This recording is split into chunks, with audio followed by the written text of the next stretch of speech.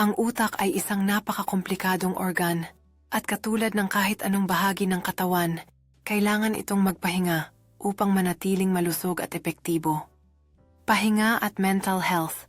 Ang labis na paggamit ng utak ng walang sapat na pahinga ay maaaring magdulot ng mental fatigue na nagreresulta sa pagbaba ng konsentrasyon, produktibo, at kakayahang mag-isip ng malinaw. Pagkatuto at memorya. Ang pahinga ay mahalaga para sa proseso ng pagkatuto. Kapag natutulog tayo, ang utak ay nagpoproseso at nagsasaayos ng mga impormasyong natutunan natin. Ang kakulangan sa tulog o pahinga ay maaaring makaapekto sa ating kakayahan na matandaan ang mga bagay. Stress at anxiety.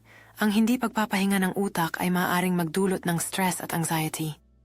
Ito ay hindi lamang nakakaapekto sa ating mental na kalagayan, kundi pati na rin sa pisikal na kalusugan.